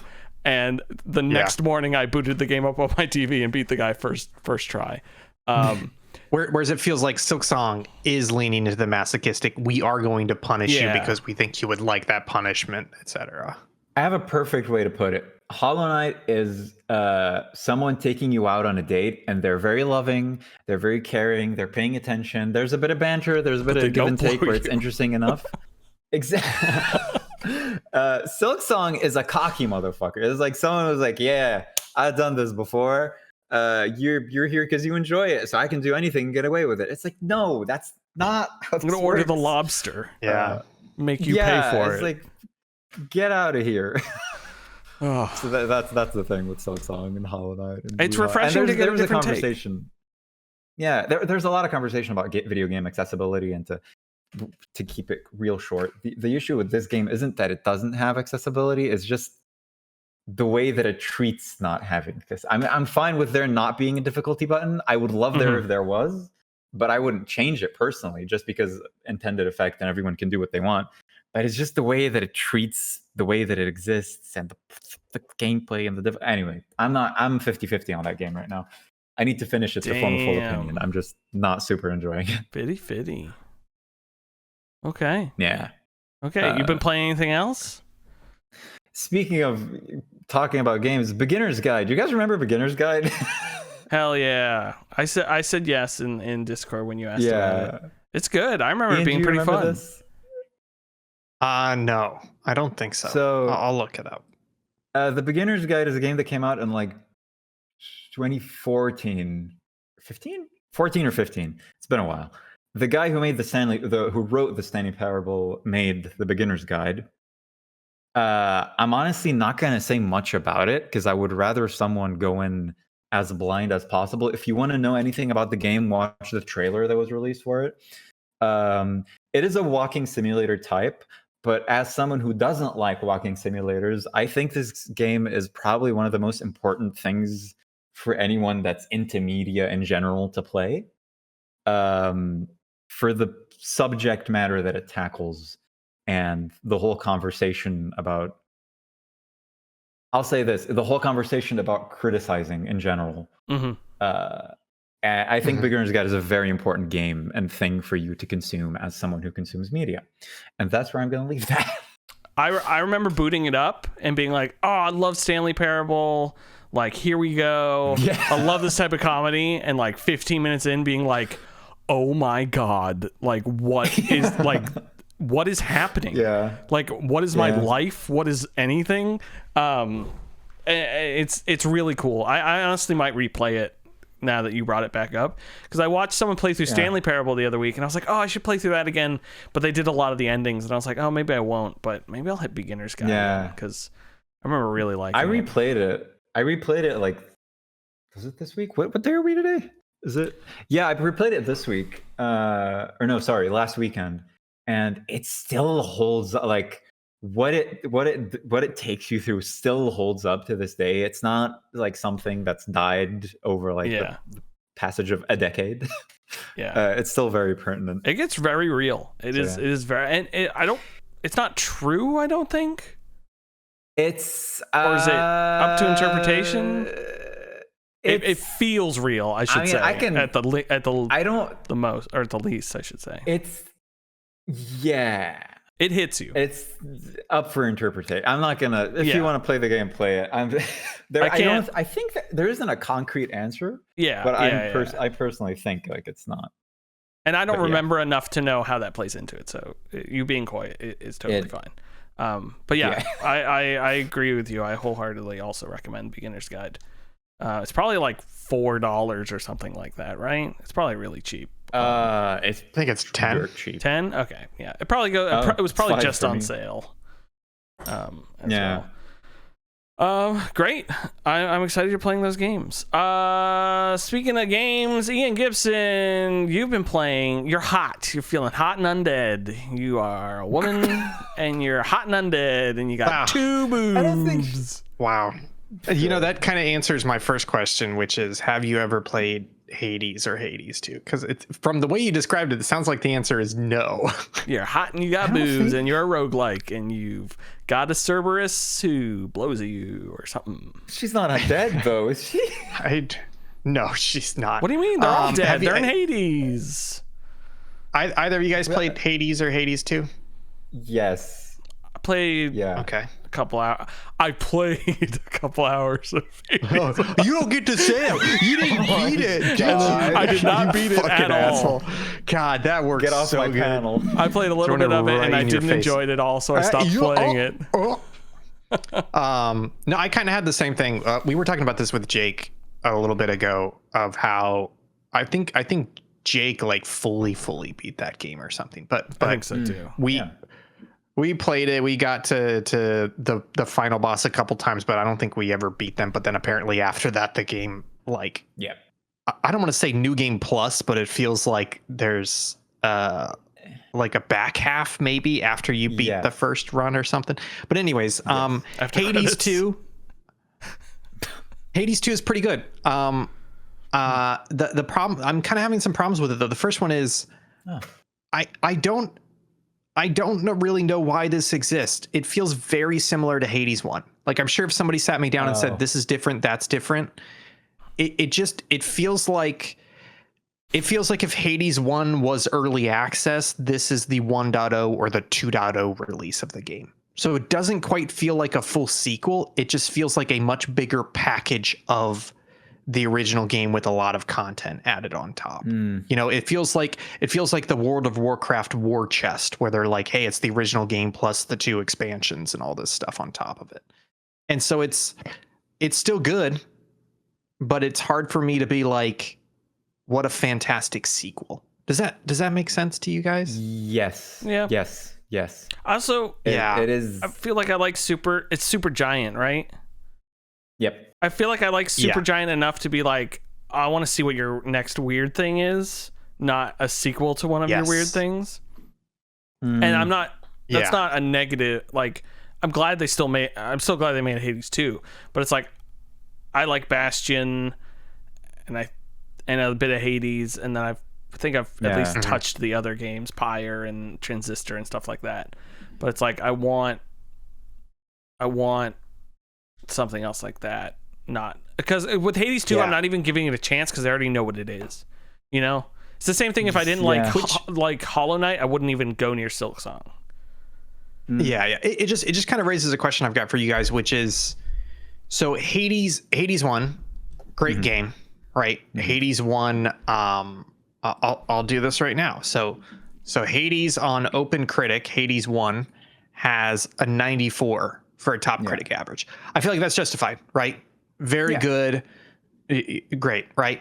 Hades 2 also has a 94 in top critic average. And I don't give review scores, I don't write reviews anymore, but for me, I feel like I would ding this game on points by saying it does not quite justify a sequel. It plays just as good as the first one. It plays a little bit better actually, but it does not quite justify a sequel, and therefore it's like it's not as good as the first one, right? It's like you've got to justify your existence. But I'm not fully settled on that. Like how? Well, let me kind of pose that hypothetical to you guys. You know, let's say you had to review this game or any game. How do you approach a sequel? And how do you justify scoring that versus the original game? It's the thing where with this game specifically, it is like it's in the weird limbo of like it is just kind of a reskinned first game. They added a lot to it, but not enough to where it's like insanely different. But by proxy, that does mean that it is as good, if not better, than the first one. So logically speaking, it should be same score-ish. But at the same time, Hades, when it came out, took the world by storm. It like shook the industry completely. You guys remember how insane it was. And when this one came out, it felt a bit more quiet when 2 came out. But I also blame it on how long it was accessible in early access. Like people have been, I have friends who've been playing early access Hades 2 for so long, and I feel like that takes away from it as well. Hades 1 was the same way, and it still exploded when it came out. But I guess it's a little less so. But it didn't pop. Yeah, like Hades 1 popped when it released versus Hades 2 popped when it was early access. Yeah, that's true. I think to answer your question, Ian, this is where I start to think of like games that have sequels that are too close, that are more of like expanded DLC. where it's just like Bioshock it's like 2. Mario 1 and Japanese Mario 2. Like that's just more Mario levels from Mario 1, but it was a second video game versus the American one, is a completely different video game because I don't think our market would have taken just more levels. So when it's something like that, it's hard to be like you're more relying on the original one to be like unless it has a new story and stuff like that, you're kind of comparing them all the time. Where if it's more of been a long time or more completely different games, it's easier to kind of separate that out in a way. But it sounds like to me, at least with you guys talking about it, that Hades 2 is very similar to Hades 1. It's not like they switched and made it an RPG, first-person RPG or something like that. It has a lot of content on top of it, and it's one of those things where it's like if somebody hadn't played either of them, I would be like, yeah, play Hades 2. Like there's very little reason for you to go back to Hades 1. It's still a great game. It's still very enjoyable and fun to play. I just can't help but feel tickled where I'm like, I don't want to say I feel like, I think the game was $30. It's a fantastic deal, but I'm also like, is this really Hades 2? So anyways, so I've been playing it, but it's also one of those things where one of the problems I had with Hades 1 are still in this game. And so, for example, the runs are a little long. So where I'm at now, I can pretty reliably get to the second area boss, but that's about a 25-minute run, right? But I haven't beaten the second area boss yet. So for me, it feels like a 25-minute boss run back. Like, yes, I am getting some resources, and there is like a little bit of story progression that happens every time you go back to the home world, etc. And so it's not a complete run back, but it also feels like my current challenge is beating this boss, and it's taking me 25 minutes to get to each attempt. And that sucks. Honestly, that sucks. But, because I can reliably get through the first boss, and yes, every time my build is changing. But I literally today I was playing and I played like 8 or 10 hours of it, and I was like, they have an option for difficulty, and they have this thing called, I think they call it God mode, which I think is an incorrect way to call it, but the way they describe it is basically like the worse you do, the more will buff you. And so it sounds like a kind of I don't know if I'm fully understanding it, but it sounds like a dynamic thing where it's like, oh, you really beefed it that last run, we're really going to buff you for the next run. And I actually turned that on because I was like, I just want to progress through the game, but the fact that it's costing me 25 minutes per attempt to overcome the current boss that I'm facing is annoying, and that's a problem in the first game, and it's still a problem in the second game. So to answer your question about God mode, it increases your damage resistance for 2% each time you die. It starts at 20% and it increases, and then it caps at 80. Oh, okay. Yeah, that's pretty nice. Yeah. Okay. But it's still it's one of those things where the first area boss, I beat her, and then I was giving her gifts, and I gave her like 2 or 3 gifts, and I was like, it would be fantastic if you don't fight I gave her enough. Yeah, if I gave her enough that she was just like, you know what? I love you, kid. Let me let you in the back door so you can skip the first area and fighting me whenever you want. I don't know if the game does that, but the fact that I'm 8 to 10 hours in and I've beaten her like a dozen times now, and that hasn't appeared yet, I'm like, come on, guys. Like, I've fucking earned this. Stop making me play the same portions of the game over and over again. And that's frustrating. Did you guys have that frustration with Hades 1 or other roguelike games where you have to kind of keep repeating the same sections of a run? It doesn't offer shortcuts or things like that. No. I mean, it depends on the roguelike, because there's plenty of them that aren't like boss rushes. So like you can just go a different way, or it resets the world or something like that. But as far as like, I usually don't typically like to do the same thing over and over, like in the situation you're talking about. It's just not the type of game where it's like, if I have to fight this boss, then that boss every single time, like I'm gonna get annoyed by that. That's pretty always quickly. as it is. Yeah, and it's probably, I think that's why I didn't end up playing any more of Hades 1, because it was like, I don't want to do all these bosses in a row. Like over and over again. yeah. So Yeah, and you're right. It really is. It's a boss rush game. When it comes down to it, it is a boss rush game. They've added a lot of stuff between that, and a lot of that is really well implemented. But it's one of those games where like there's a lot in this game, and it does a lot of things incredibly well. But there's just enough there that is not done that well, and is particularly annoying to me. You know, just another small example is the dialogue, right? Like they must have recorded 1 billion lines of dialogue, right? Because the way it works is that when you every time there's a power up on the ground, right, and a boon, you pick it up and the god's like, hello, what power can I give you?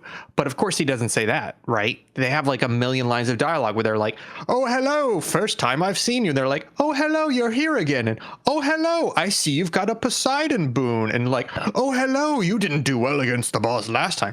And it's like, they were like, hey, wouldn't it be great if they have like what feels like unique lines of dialogue and it reacts to what you're wearing and all this stuff? And it's like, yeah, that does sound really cool. Like games don't do that. They usually just have the same line over and over again. And what actually happens is after the 10th time, you're like, just shut the fuck up and just show me the goddamn list of powers. Like, I don't need to read 3 fucking sentences, or even worse, wait for you to finish the VO recording where you're just going to say something that may have a story tidbit in it, but 9 times out of 10 doesn't, and is just some like witty thing where it's like, I see you met Hermes recently. And it's like, yeah, I know, I fucking did. Now just show me the list of powers so I can keep going through the run. Because again, it's 25 minutes, which it would be 5 if you just would shut the fuck up and just give me the power, you know? So it's like little things like that where it's like, it's very well done, but it's done in a way that is very fucking annoying to me. So yeah, it's if you loved Hades, you're going to love Hades 2. I think it's still worth playing Hades or Hades 2.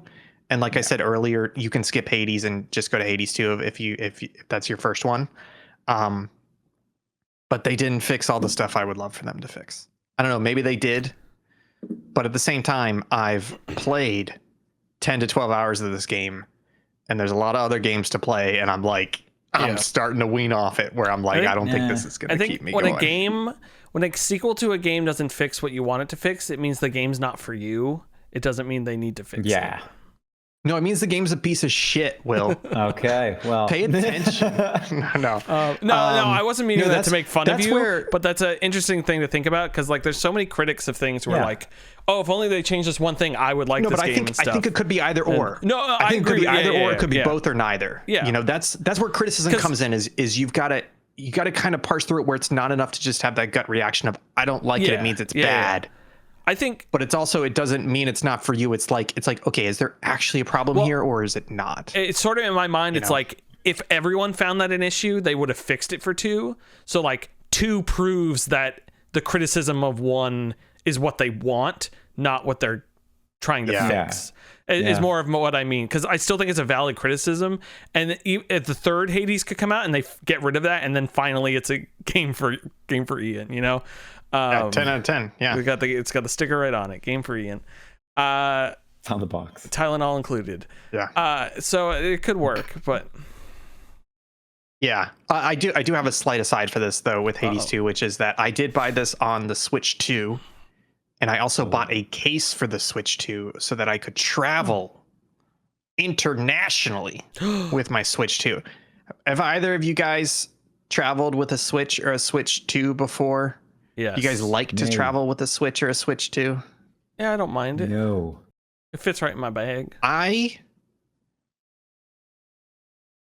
It's too big.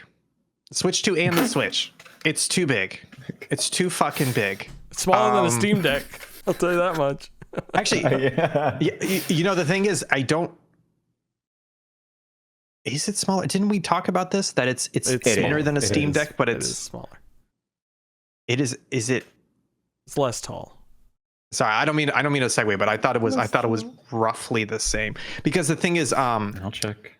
So I bought a case for it, and the case is like 2.5 inches or 3 inches thick. So now I have this thing that's like 6 inches wide by 3 inches thick by like, I don't know, 10 inches long, that has to go in the main pocket of my backpack. And I try and travel light. I don't do any checked luggage. I just do carry on. and a backpack, and it's just these things are too big. It's hard to justify taking this places when I could take a Retroid Pocket Flip, which is the size of a 3DS, or I could take a 3DS, or I could take, you know, one of a dozen different incredible Game Boy sized devices and have a bajillion incredible games to play off my backlog, or old comfort favorites, versus taking this big fucking thing that takes up a big part of my backpack. I think the handhelds are getting too big, folks. Between Steam Deck and Switch 2, it's just, we're going in the wrong direction. I think the Steam Deck's big, but I think the Switch and Switch 2 are, I mean, I have really small cases for them, which might explain it. Like my Switch 1 case was very tiny, so was the Switch 2. So like doesn't take up that much room in yours my bag. isn't that tiny, because I've seen your case. Your case is basically the size of a Switch 1 plus what, like 3/4 of an inch in thickness and like a 1/2 inch around the edges. Congrats. Maybe, but it's also not hard. It's not a hard case, so it squishes, you know, it mashes. Mm-hmm. Yeah. Well, that's what I have too. Is like the soft foam. I think what I really want is like, it's one of those things where I would love to not have a case for it because it's super thin. It would be better not to have a case for it, but you need to have a case to cover the screen and to cover the buttons. So what I would really love is like literally a super tight, like clamshell case almost. That's where it's the just one like no fucking extra room for the Switch 2. That's what I bought, is like a really thin, it basically is form fitting just around the Switch. Yeah, see, that would be nice. And that's nice. But yeah, it's only the Steam Deck I've had trouble traveling with, because the Steam Deck case that came with it doesn't fit in my backpack. Like it doesn't zip in. It's not the right height, or it's too tall, and that annoys me. Same thing with my fucking Sony noise canceling headphones. The case is too big, and I'm like, oh, it's such a nice case, but it's just too tall to fit in my backpack, and it pisses me off. Well, that's one of those things. That's why I stopped taking over-ear headphones when traveling, because they're just too fucking big. It's all earbuds. Even though I don't like earbuds as much, it's all earbuds when I travel, because it's like you got to carry that shit with you, and you're carrying it and you're shoving it under the seat, and that takes up your feet room, and it's just like, fuck it, you know. So it's one of those things where it's like you hold the Switch 2 and you're like, wow, this feels good and the screen's great, but 99% of the time I'm not playing it, and that means I have to lug it around with me, and it's. I wish, depends honestly, on the Switch 1 size was perfect. Switch 1, yeah. Switch 1 feels like the perfect size. I almost wish the Switch 2 was the size of the Switch 1, but with the non-bezel, the full screen size, kind of like the Switch 1 OLED has. I like it. I like the Switch 2 size. It fills me. Right. It fills you. It's the right size. Oh my god. Speaking of the right size, that's it for games. Everyone's done playing their video games. Damn, we talked about video games for a while. All done. All done with video games. They're never coming out again. Folks, we've got a discussion topic this week, taking a minor break from the Subpixel 25 years of greatness Game of the Year rankings. And Karl, in case you haven't listened to the podcast, I know that, but in case you forgot, we've been ranking the 20. We've been picking a year from the last 25 years, and then picking a Game of the Year for that year, as well as two other superlative games. So that's been very fun. Half-Life 2 was for 2004, Minecraft for 2011, Halo for 2001, and then last week or 2 weeks ago we picked. What did we pick? Ian, what did we pick? I don't remember what it was last week. 2 weeks ago. We did Halo CE, and then we did why are we even talking about this when you were the one who didn't want to do the segment? Well, I'm just telling Karl about it. Were you not paying attention to the whole segue? No, it's just like, hey, listeners, let me tell you about this fantastic segment that we're not going to do. We're not going to do. Yeah. Oh, I'm sorry. I'm related. What the fuck? the fuck is wrong with you? I don't know why you're describing it so heavily if we're skipping I this was just segment. bringing it up. Jesus. God, I don't Captain Anal understand. over here. What is happening anymore? I said we're taking a break from our Game of the Year thing, and then I was describing it to Carl. I'm sorry. We should tell him what Roblox with Friends is. What is your issue? Jesus Christ. Anyways, this week. What is the segment we're currently doing? The segment we're currently doing let's is move on ending to the that. show and going to bed. Good night, everyone. I'll talk to you later. I would love that. I know I you am would. jet lagged. I would love Jesus. that. We're going to talk about our favorite fall media. I was going to limit this to games, but then I figured it's more fun to talk about all the things that we like to consume in the fall. Well, you can only pick games. It's fine. It doesn't matter. No. That's totally fine. Anyways, I'll start with you, Karl, who I still wrote. I didn't change it to Karl. It still says guest, so it could be a mystery No, person it's who fine. filled it out. We're not quite sure. That's my legal name, actually. After Christopher. Yeah. Hit me up with it. Hit me with your games. What's your fall vibes? I fall with a short hike. Interestingly enough, a game that I think takes place in fall. Actually, have you all played a short hike? Yes, I love it. I Yeah. saw you wrote it, and I went, "Oh, of course, a short hike." Yeah, really good game. I adore a short hike. It's beautiful. It's amazing. Fantastic fall vibes. Big fall. You fall. Technically, you do fall. You do You're a fall bird, a and lot. can You fall off glide too. You can fall a lot. Yeah, it's true. And you race around. It's great. It's fantastic. Yeah, short hike. I am gonna swap out because I realize we have the same pick here, so I'm leaving that for the segue. Additionally, have you guys ever played Costume Quest? I just remembered. Ooh, no. No, that's different from stacking, right? Yes, stacking They're both is Double Fine yes. games. Yeah. Who made this actually? Yeah, it was Double Fine. Yeah. No, I played stacking, but not Costume Quest. Sorry, I always get those two confused. Yeah. Costume One has Quest came out stacking in it. ages ago at this point. I think Costume Quest came out in like 2015. 2011, October 14th, October 19th, 2010. Never Whoa, mind, okay. 2010. Way before I Wow. thought. Yeah, the sequel came out 9 in years 2014. after. So yeah, Damn. that game when it came out, that was very big fall vibes. That was like a Halloween-esque kind of situation. So that yeah. Nailed it. What do you do in Costume Nailed it. What is Beautiful. it? You play as kids, and Well, now I can't. you're play. like wearing costume. Wow, it shut down the stream. 50 feet. You're in costumes. You're doing shit. It's like video. It's like mini game esque kind of thing. Okay. I don't think it's a WarioWare type. It's just it's been a while. Sorry, this is like off the top of my head. We're prepared here at Subpixel. I'm not from Subpixel. No, actually. you're not. How dare you? But yeah, you're just kids in costumes, and you run around a town, from what I remember, and like you fuck around and figure shit out. It's pretty fun. It Okay. was unique. It was different. Double Fine have that thing where like they do weird games and they work because it's Double Fine. Mhm. Mhm. Kind of like Psychonauts. I played that. Yeah.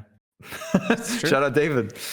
Oh, Above that, Minecraft, I don't know. We don't need to really hag on Minecraft, but my thing with Minecraft and the fall vibes with it is I think a lot of people attribute it with summer times because like for most people played it when they were younger, so it's like you don't have school, you're chilling, or like that 2-week Minecraft phase. Shout out the Subpixel streams when they were playing Minecraft. hell yeah. I started playing the game like 14 years ago. I've been playing this game for like around 14 years. And every time I open it up, it's like the thing of like I finished my homework at school from school, and I'm like on my mom's like tiny Acer laptop that could run it at like 10 frames, and like I can hear the wind outside and the crackling of shit, and like I'm running around in this blocky world. It was a different time, so that's why I'm qualifying this as fall vibes. That's my argument for that one, and to final off my list, I guess, Night in the Woods, which, hey, we're doing this bit of this entire podcast. I never finished Night in the Woods. I think I got around you played halfway it. through. But you played it. But you played it. I have played it. That's true. So I just can't be on the panel. Nope. I got like halfway through. I don't think I've gotten to the plot twist bit of the game yet. There's a plot But it twist? does take Daytime. place in fall. Sorry, spoiler alert, but it's no. daytime. Sorry. Oh my Yeah, the whole time it's Oh, daytime. wow. Great. Get this guy off the pod. Yeah. Please. Hey, well, I see. Did you? Would you consider Night in the Woods as your fall vibe? Did I completely misinterpret your thing? No, think of it. It's an N word, but think of it. Think of what it could be. I'm just kidding. I'm just kidding. Oh my god. It is also First Night in the Grand Woods. Wizards. I don't know. It's the same acronym. And Carl's asking what. Anyways, I see what you Zach, guys I thought think I I'm meant. I absolutely didn't mean that. No, it is also Night in the Woods, a game I also didn't finish. Hey. It But was you one played of the, it was one of the first games I got on the Switch, and I remember playing it on a trip on the flights, and then a little bit more, and then I think I want to say something else. I think Mario came out, and so I stopped playing it. I think Odyssey came out by the time I was playing it. But yes, very fall vibes. I don't know. It's very. I relate it to that. The other thing, similar to your Minecraft thing, which I do relate Minecraft with fall. I don't relate Minecraft with fall vibes, but I do relate Minecraft with cozy vibes, which is very similar in a sense. Yeah. It's the same way with World of Warcraft, where World of Warcraft isn't necessarily fall vibes for me, but it is the game I would play during summer break, and especially Thanksgiving and winter break. Where Thanksgiving break wasn't that much long, but winter break was, and that's the game I would play all the time because it was like no homework, none of that shit. It's like play some World of Warcraft music or video games. World of Warcraft. And the other thing I associate with World of Warcraft all the time is Christmas music, because I would play Christmas music while playing World of Warcraft. So there's a lot of Christmas music songs that I hear, and I will immediately think of World of Warcraft and like Stranglethorn Vale and shit like that, because that's where I was at the time. But as far as fall coziness, Animal Crossing is always fall for me for some reason. Again, mix up of the cozy vibes. And then I just mentioned this because I rewatched it over the weekend. Over the Garden Wall, the TV show. What is that? Have you never heard of Over the Garden Wall? It's Never heard of it. It's a very famous short cartoon. It's 10 episodes. They're 10 minutes each.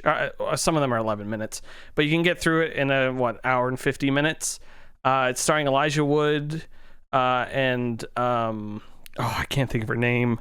Also Christopher Lloyd, and I think Keith Davis, and a couple other people. It's just like the ultimate fall vibes mini TV animated show. It's really good. It's these two brothers lost in the woods, and they're like overcoming all these things, and everything's all tied together, and it's great. It's probably on HBO. It's also on my Plex server. If someone who is in this call has access to that and wants to watch it, it's great. I highly recommend it. I think Maggie would like it for sure too. But it's clever and well written and has cute little songs in it that are fun. But yeah, that's what I got. Ian, you got some cozy fall vibes?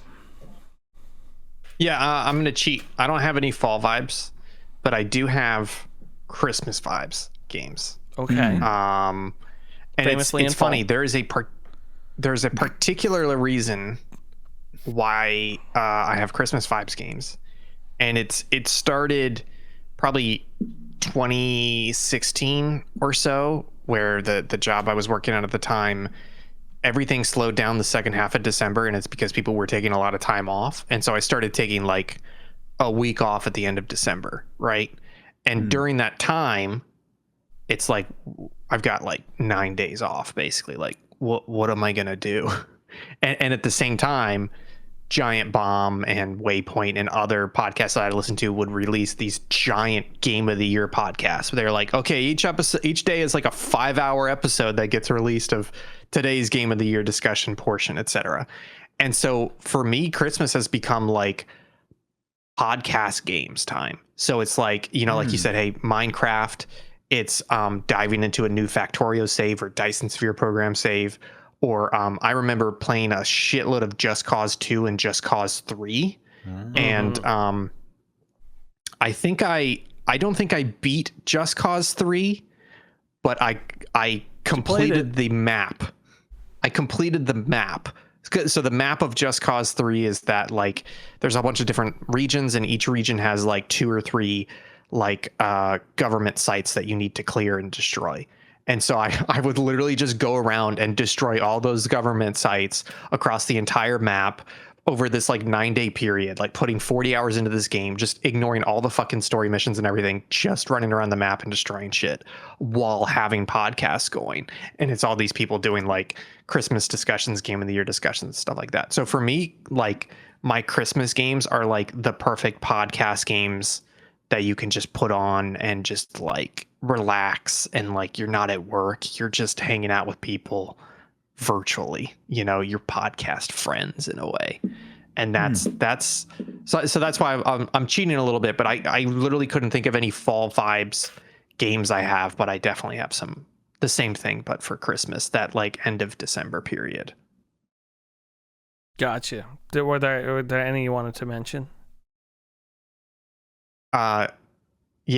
Factorio, Dyson Sphere program, Just Cause 2. I wasn't sure. Just Cause 3. There were these Minecraft. these acronyms, initialisms.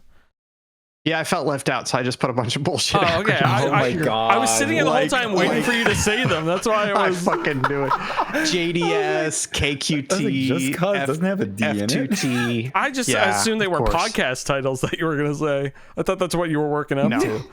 I actually just trying to be polite. Karl's on for this.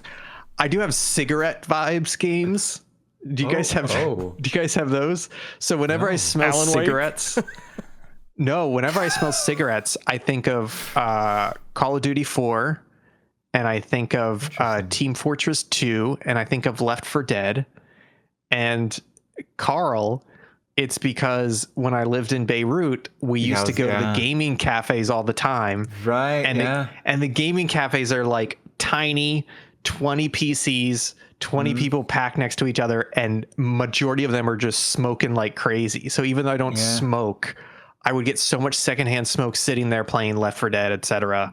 All those games with friends for a couple hours. And so every time I smell cigarettes, I think about those games that I played in the gaming cafes. Yeah, no, that makes sense. I can see it. Again, the smoker. That's why I started. So every fall, I light up a pack. Yeah. Oh, God. Okay. Well, that's great. That's our fall vibes, folks. Go check all those out, especially JDS and KQT. Big fans. Big fans of those games. Good one. Good QT. All that stuff. Brief video game news. The only thing I wrote down here, because I thought the story was funny, is anyone heard, and I know Karl has, the critically acclaimed game Pico Park puzzle game? Yeah. I've seen Karl play it before and get yelled at. Is it good? It's very good. It's very fun. It's one of those like you play with friends and you have fun. It's a platformer 2D. First game was free for like a while. Second game has not been free for a while. It says 2 to 10 players. Yeah. Right? It's a co-op game. It's a co-op like platformer puzzle. And it like scales to the amount of players you have, which is cool. Yeah. And like it evolves. It's not the same thing all throughout the thing. Yeah, we played this. But there's the Pico Park, which is now known as the Classic Edition, and released in 2016. There's also Pico Park and then Pico Park 2. But apparently they have made the Classic Edition free and then paid back and forth so many times that there's a limit to it. So the last time they made it free, it got locked into being free. So Pico Park Classic Edition on Steam is now completely free. You can add it to your account. It seems like the developers are being fairly funny about it, being like, oh, we can't undo that. And they're like, hey, if you really enjoy Pico Park, go buy Pico Park and Pico Park 2, which I think they're both $5, $5 to $10. So they're not very expensive. But yeah, I've played some of these before. I've seen streamers play them. I've seen Save Data play them. They look like a lot of fun. So yeah, go pick it up for free if you want to play Pico Park Classic Edition. 2 to 10 players. Although the Steam page says 2 to 8 players, so somebody's lying, and I'm gonna find What out. a wild thing to find out. Who Like, the you have a fuck? limit for how many times you can change the price of a game. I know, right? I can't. It's just like all I can imagine is the guy did it and then looked up, and there's just a giant poster on the wall that says "Do not make free again." We only have like all the numbers are crossed off except for one. I'm just thinking from like a back end perspective, and I'm like, Yeah, that's like that's either some like weirdly duct taped infrastructure that introduces that limit, or for whatever reason that is a designed limit. And I'm like, either way is weird. Yeah, it is. As far as I can tell, it is a designed limit. I think it's because if I forget. I don't want to skim the article right now, but there is a specific reason for it, and it does warn you, like, it tells you that it's something to do with like it's not exploiting something. I think from what I read about it. And to be fair, they've done this like the limit's like 15 or 20 times. Oh my god! So like, it's not like they've done it twice or something. Yeah, that's the only news I picked out. The other content call out I just think is neat that I'll throw in the description for people is just an interview with Roger Dean, who is a basically not founder, but did a lot of game cover art early in the industry, kind of helped solidify how game art looked on a lot of games, created Signosis's logo, created a bunch of logos for famous video games that you'd recognize, cover art, did some albums for Yes, and a couple of things. It's just a interview with him, answers questions about how it worked. The really interesting thing I took out of this is a lot of the times he did the cover art first, and they took a lot of the stuff from the cover art into the games. Like, there's this huge misconception is that cover art for video games was done last, and he said most of the time it was done before the game was finished or even started. Yeah. And like several times they were like, hey, we added the dragon from the cover. Isn't that cool? Like, yeah, I just think that's like really they went neat. Like it was almost like concept art, prototype, cover art, and then build the full game. That's a smart way of doing it. And I think that's really neat. So it was like, because the person's asking like, so did you help like design the games? And he's like, no, not really. But they would take the stuff we put on the covers and be like, okay, I guess that's part of the game now.